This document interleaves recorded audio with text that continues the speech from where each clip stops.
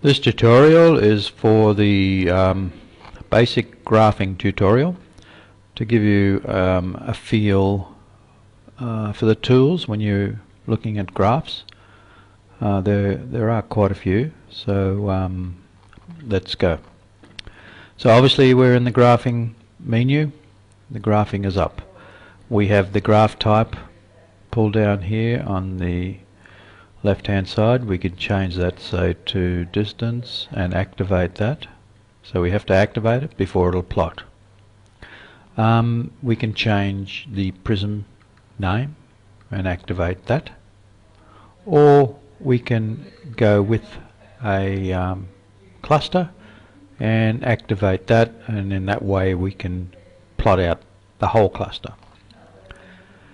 So when we have a lot of graphs on the one page in the one window, sometimes it can get a bit messy to see what's going on, and we can hover over certain graphs and bring them to the fore. So in this particular case we've got half a dozen graphs on the page, but just by hovering over it we can see that 490506 is the graph that we're looking at there. Or if we want to look at the blue one and bring up 504, that'll come up instead. So this is very, very handy when you're trying to differentiate when you've got a whole bunch of graphs on the one page.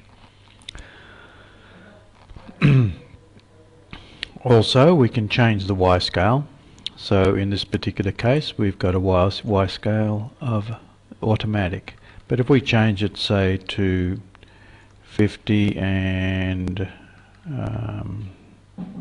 50, well, the minimum would actually be -50, I beg your pardon, and then activate that, and then when we go through the graphs we can see them at the same scale, which is very important at some times. To change that, we just simply set the, we can't see it, there it is, set the auto graph back and then regraph it, and it'll come back to auto. Also, when we're looking at a bunch of stuff, we can zoom in.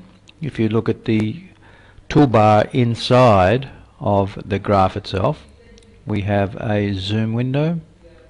By pressing that, the zoom will stay depressed when it's on.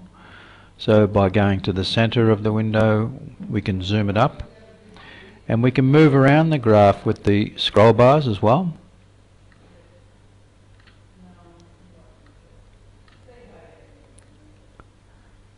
So we can get right amongst the detail. If we hover over any one point, we'll get all the details for that particular point. To zoom out, we simply undo this zoom button so it goes back to normal again. There are two sets of toolbars here. If we do a right click, we'll get the main menu will come up for the graphing, and we can go to toolbars, annotation toolbar, so we bring up the second toolbar.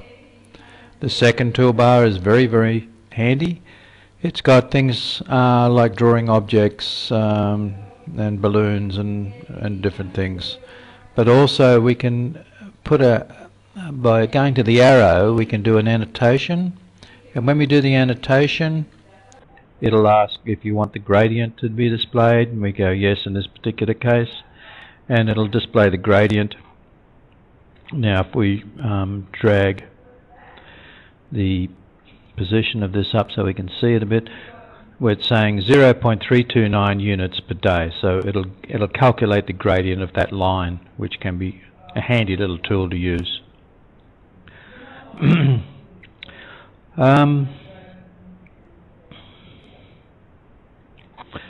So that mainly covers the main areas.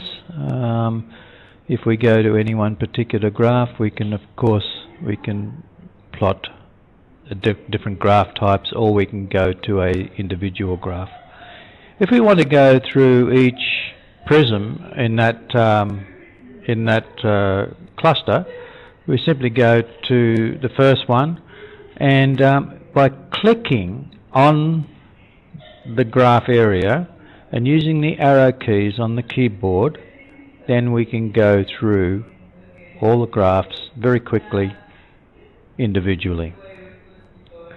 If you remember in the old Quickslope, we used to put the focus up here on the actual toolbar.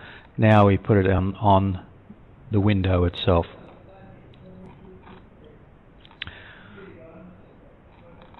So thank you very much. There are a lot of other little tools that we can use, but probably the most important ones to go through in one of the future tutorials, of course, is the steps and where we go from there. Just before we go, there are two sets of menus that you should be aware of. One is if you have the mouse away from the data and do a right click, you will get the main menu will come up for the graph. However, if you hover over a point and do a click, then you will get the point menu will come up to be able to activate certain functions, as in removing steps and points. So thank you very much for this tutorial, and we'll close it down now and we'll go.